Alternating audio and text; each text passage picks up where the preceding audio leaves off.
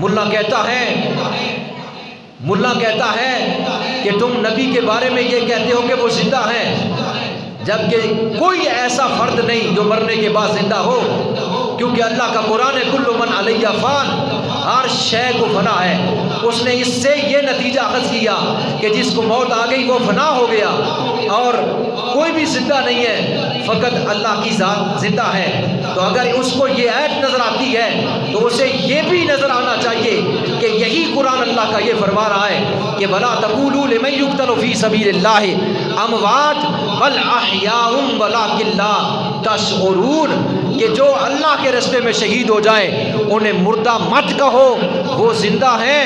ان کی زندگی کا تمہیں شعور ہی نہیں ہے، تمہیں ان کی زندگی کے بارے میں علم نہیں ہے۔ تو وہ تو زندہ ہیں، وہ زندہ ہیں۔ تو جب شہداء زندہ ہیں تو جن شہداء کو جن کی وجہ سے شہادت کا مقام اور مرتبہ ملا، وہ نبی کیوں نہیں زندہ؟ وہ نبی کیوں نہیں زندہ؟ جب نبی کا نواسہ زندہ ہے کہ وجود میدان کربلا میں پڑا ہوا ہے، اور اتنے دنوں کے بعد 1 مہینہ 5 دن تو کوفے میں رہے، اور پھر دمشق کے اندر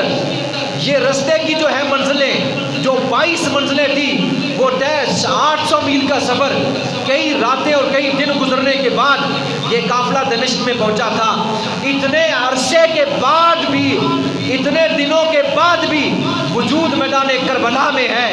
اور سر جو ہے وہ دمشق کی گلیوں میں یہ الفاظ کہہ رہا ہے کہ جابو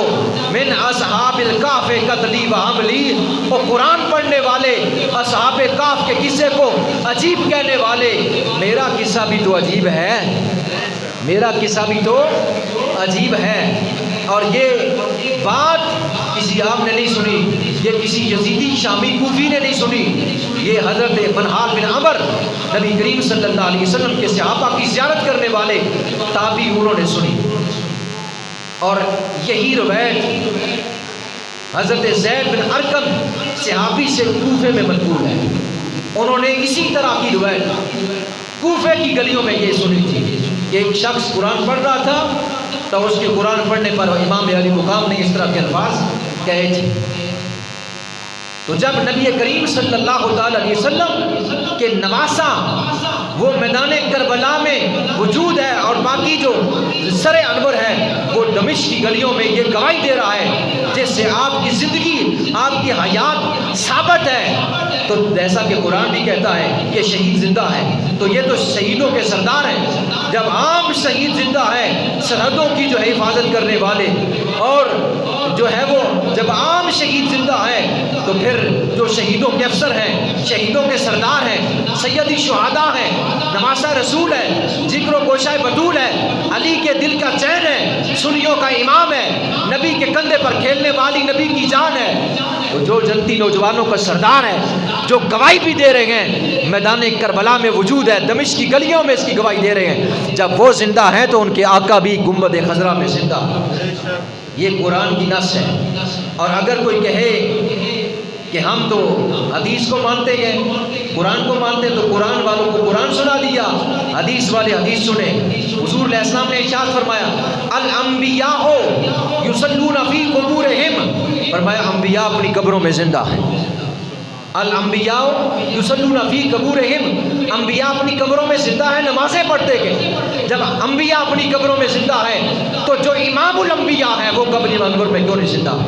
یہ حدیث ہے، اس پر اور بھی حدیثیں ہیں، بے شمار ہیں۔ یعنی جیسا کہ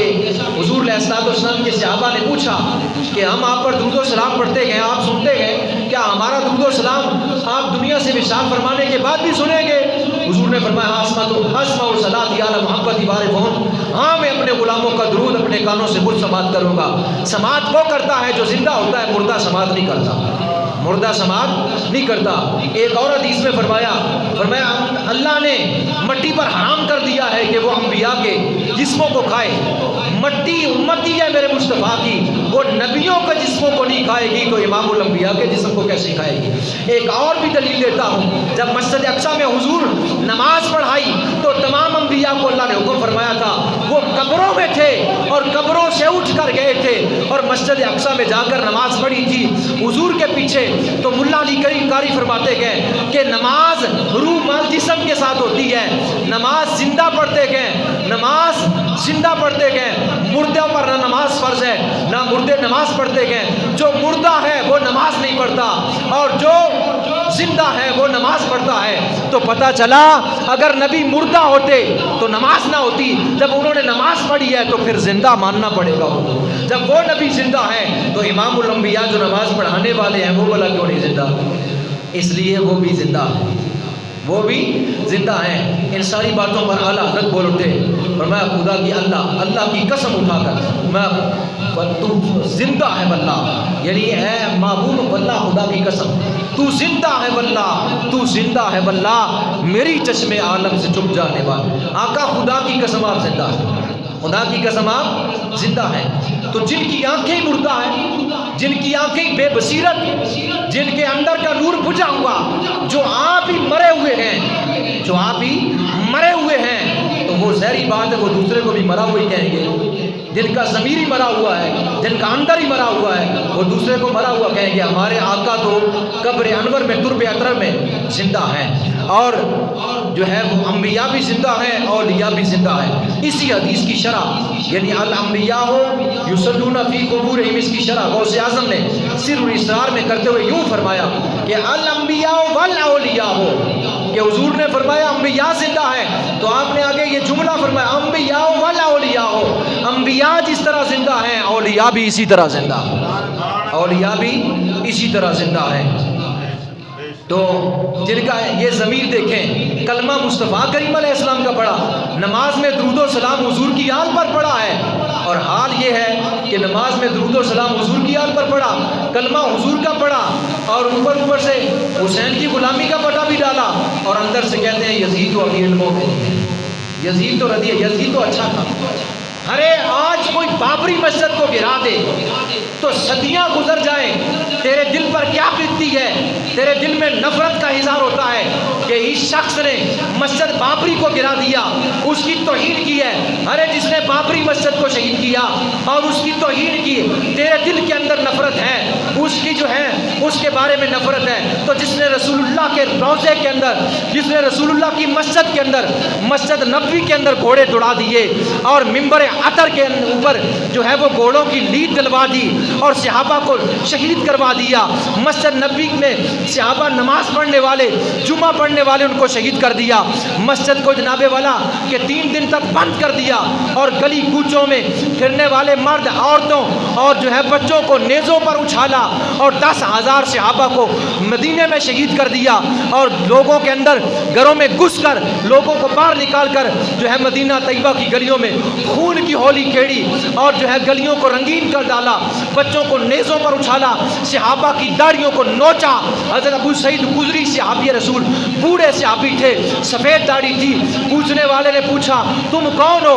نبی کا صحابی ہوں، ابو سعید خدری ہے۔ اس نے ذرا حیا نہ کیا، وہ یزیدی کرندہ صحابی کی داڑھی کو نوچ ڈالتا ہے اور کئی صحابہ حافظ قرآن ان کو شہید کرتا ہے۔ ارے بابری مسجد کی جو ہے وہ توہین کرنے والے پر تو تیرا یہ اظہار ہے کہ تیرے دل میں اس کی نفرت ہے، جس نے اللہ کے گھر کے اندر 3 جو ہے مہینے تک یا 3 مہینے تک اور یا کئی ماہ تک اللہ کے گھر کا محاصرہ کیا اور پتھر برسائے، منجنیق کے ذریعے صحابہ کو شہید کیا، غلاف کعبہ جلا ڈالا، اور جو ہے متف جہاں لوگ طواف کرتے گئے وہ پتھروں سے بھر دیا، خانہ کعبہ کو آگ لگ گئی اور اس کا طواف جل گیا، اور پھر آپ نے جو ہے وہ اس کا جو ہے غلاف جل گیا، اور اس میں جو حضرت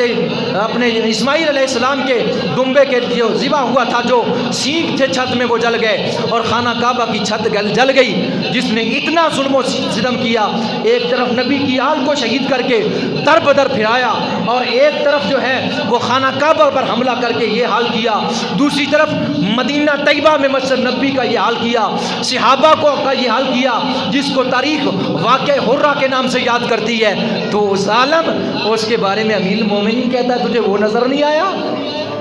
بابری مسجد والا نظر آ گیا کہ بابری مسجد کی توہین ہو گئی، اللہ گھر کی توہین ہو گئی، جناب انہوں نے یہ کیا اور ریلیاں نکالنا شروع کر دی۔ یہ ٹھیک ہے، اپنی جگہ پر ہے، جنہوں نے یہ ظلم کیا ہے ان سے اسی طرح نفرت کرنی چاہیے. لیکن جس کو تو امیر المومنین کہتا ہے، جس کو تو اپنا ابا کہتا ہے، جس کو تو اپنا بڑا کہتا ہے، اس کے بارے بھی تو ذرا تیری آنکھیں کھلی رکھنی چاہیے اور دماغ سے سوچنا چاہیے کہ اس شخص کو، جس کو میں امیر کہہ رہا ہوں اور مسلمانوں کا امیر کہہ رہا ہوں اور جس کے ساتھ میں رضی اللہ تعالیٰ عنہ کہہ رہا ہوں، اس کا کون سا اچھا عمل ہے؟ اس کے بارے میں تو کتابیں چھاپ رہا ہے، اس کے بارے میں تو ممبروں پر بیٹھ کر لوگوں کو گمراہ کر رہا ہے، اور ویسے تو دین کا ٹھیکیدار بنا ہوا ہے. نبی کریم صلی اللہ علیہ وسلم کے غلاموں پروانوں، جب حضرت امام حسین رضی اللہ تعالی عنہ کا یہ قافلہ، جو باقی لوٹا ہوا قافلہ قیدیوں کی صورت میں دربار یزید میں پیش ہوا، اور پھر یہ کہتے ہیں کہ یزید نے تو امام حسین کو نہیں قتل کیا. کیسا لفظ، یزید نے تو امام حسین کو قتل نہیں کیا. ہم کب کہتے ہیں کہ یزید نے قتل کیا؟ ہم بھی تو نہیں کہتے کہ یزید نے قتل کیا، پر یہ تو ہم کہتے ہیں کہ یزید کے حکم سے ہوا، یزید کے کہنے سے ہوا، یزید کے کہنے سے ہوا. اور جس نے کہا تو قاتل تو پھر وہی ہے. یہ لازمی نہیں ہے کہ اس نے اپنے ہاتھ سے حسین کو قتل کیا، اس نے تو زبان چلائی. اگر ایسا نہیں ہے تو پھر پوری جو ہے تاریخ کی جتنی کتابیں ہیں، تاریخ ابن عساکر ہے، تاریخ طبری ہے، تاریخ البدایہ والنہایہ ہے، تاریخ ابن خلدون ہے، اور جو تاریخ کی جتنی کتابیں ہیں، ساری کتابوں میں ایک روایت بھی دکھا دیں کہ یزید نے کہیں بھی کہا ہو کہ میرا حکم نہیں تھا، میرا حکم نہیں تھا، یا میں اس بات پر راضی نہیں تھا. اگر وہ راضی نہیں تھا تو وہ عبید اللہ ابن زیاد کو بلاتا، اس کو قتل کرتا، کیونکہ قتل کا بدلہ قتل ہے شریعت میں. وہ اگر شریعت پر چلنے والا ہوتا، وہ عادل ہوتا وہ تو وہ اس طرح اپنے آپ کو پیش کرتا، اس طرح اپنے آپ کو پیش کرتا، کٹہرے میں اپنے آپ کو کھڑا کرتا اور قاضی کو کہتا کہ عدل کر، میں نے تو حکم نہیں دیا، یہ عبید اللہ ابن زیاد نے کیا ہے، شمر نے کیا ہے، اور یہ امرو سعد نے کیا ہے، یہ بن پوچھے مجھ سے انہوں نے جو کیا ہے، لہٰذا ان کے جو ہے وہ ان کی گردنوں کو ان کے تنوں سے جدا کر دو اور یا ان کو پٹھا جو ہے لٹکا دو. ایسا نہیں ہوا. وہ اسی طرح عہدوں پر برقرار رہے، اور وہ اسی طرح جو ہے حکومت کرتے رہے. اور اس کا مطلب یہ ساری چیزوں، نہ عہدوں سے برخاست کیا، نہ ان کو کوئی جناب والا کسی قسم کا حکم جاری کیا. پتہ چلا کہ یزید ہی تو حسین کا قاتل ہے.